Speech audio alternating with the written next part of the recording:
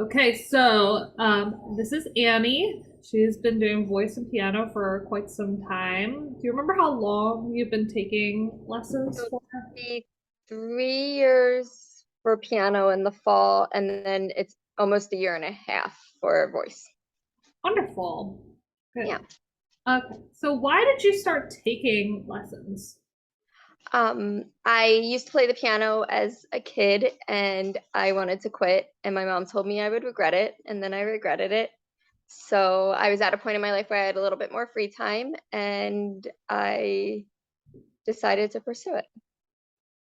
Yeah, that's a really common theme with a lot of adults too, that they come back to it later on in life and realize the value of, putting that time and commitment into the instrument. Right. What's something that you enjoy about your lessons? I like that my teacher, should I, that way. I like that my teacher tailors the lessons to me so I don't get bored. I think when I was a kid, I didn't know just how cool music could be, and we didn't have access to YouTube then because it didn't exist. So I think she does a really good job of making it relevant to me while still going over the fundamentals so that I'm growing in my practice, not just struggling through it.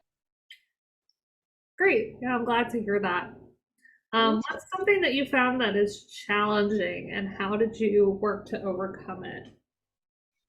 Thankfully, I have a really good teacher who really works with me. And one thing doesn't work, she'll show me another way to try it. And then she'll even think on it and come back to me with ideas. So that's one way that has really been helpful.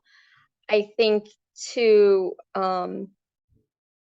just knowing it's okay to make mistakes has really helped too. So through my struggles, I can give myself better leniency, and that takes a lot of pressure off. So I'm able to get through. Yeah, and actually, adults are some of the hardest students, like on themselves. Right. It can be really a challenge to walk the line between being encouraging and seeming like you're not diminishing what they want to improve upon. Right. And I think we have a lot of baggage when it comes to music, especially voice lessons, because Right. it's like a part of who you are and you're putting it out there for critique, and it can be very vulnerable. So I think that's a really good point. That you have to try different ways and work on dealing with the perfectionism that comes along with learning an instrument, and the okay to it's okay, it's not failure, it's feedback. Right. Right. And I really like my teacher because I used to sound like a frog when I talked and when I sang more so. And she was very patient and really worked with me in a constructive way. So I didn't feel belittled or stupid while I was trying to learn it. Thank you. Well, thank you. Yeah, Yeah. I do too. Because I was a mess. Yeah, well, also it's like your voice is going to be so much healthier now, Right. which is good. Not just in your singing, but in your speaking too, because they're one and the same voice, right? Right. So even if you're not coming in for looking to be the best singer in the world, like it's good to take care of your vocal health, because a voice that's stronger is more confident and lasts longer, and especially in your field like you are, where you're in a service industry and you're talking to people all day long, you take care of your voice. Right. So I've even had patients comment on my voice now that they didn't comment before. And now they tell me it's very soothing. So good. Yeah, yeah. that's great. That's Yeah. great to hear.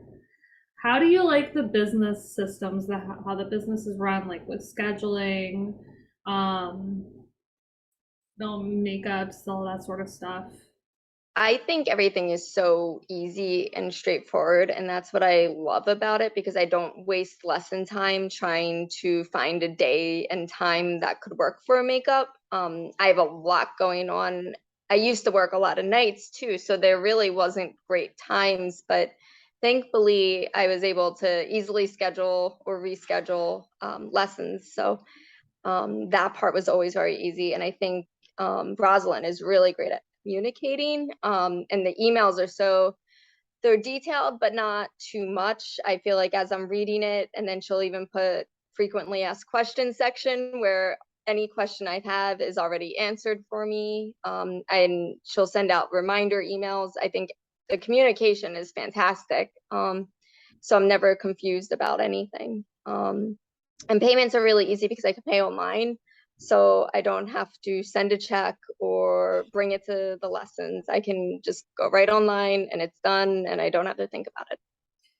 Yeah, this is so true because like I think about being in the role of a customer and the things that I hate to do as a customer, and I hate faxing things in, and Yeah. I hate like having to sign and like take a photo of something and then someone says it's not clear enough and then I have to do Right. it again. I hate Right. having to send checks. I'm just like Right. I want everything digital so I Checks can cost just do money. it when I think about it. Yeah, it Right. doesn't have to be like a Exactly. triple step process. Like Right. just And the second I get the email with the payment, I just send it right in and it's so easy.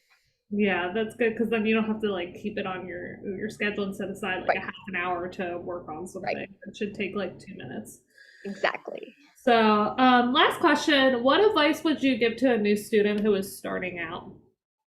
I would stick with it. I think definitely for piano at the beginning, there's a learning curve and you have to like figure out your fingers and which lines which and reading the staffs that aren't the same with both hands. I think there is a lot to learn. Thankfully, I work with both hands, so I think that learning curve was taken off me, but it is hard to figure that out and not just be looking at your hands while playing. So I think for new students, give yourself at least 6 months to really get the hang of everything. And any problems, definitely bring them up in lessons because the teachers are really great at kind of figuring out for each student what's going to be best for them to learn. And if they have to pivot, they will. They're really flexible that way. So I know when I started, I was having trouble with the left hand lower keys, and there was a fun game that I got to play. And within a day, I think I learned it because I had to play the game all day long. I don't know what would happen if I stopped, but it was a lot of fun to play. So it Yeah, was good. it takes a while. Like your brain has to build those connections, and so like my thesis. There's a fly in here. My thesis was on the transfer effects of music, and they actually show like on longitudinal studies how like the ear first and the fine motor skills develop first with instruments. They get stronger, and then after a couple of years of learning the instrument, then your spatial reasoning skills get better. So there's far transfer effects after that that might not be as obvious. Like so, like reading and seeing the patterns and spatial relationships between the notes. Your focus gets better because you have to tune other things out and focus on the music, especially if you were in a performance situation. Right. So it takes a while. You have to like be patient with yourself because your brain has to take time to build those connections. It doesn't happen overnight. So Right. And I think giving yourself a safe space where you can learn it or can not know the right answer and bringing it up to the teacher, I think that's really important. Like you're allowed to learn things. You don't have to just be the expert right off the bat. no, you're not here to be the expert. You're the expert. It's not a performance, it's a lesson. Right, right. Yeah. Practice makes perfect. So it takes time. All right. Well, thank you so much, Annie. I appreciate that. Thank you. Thank you for sharing your experience.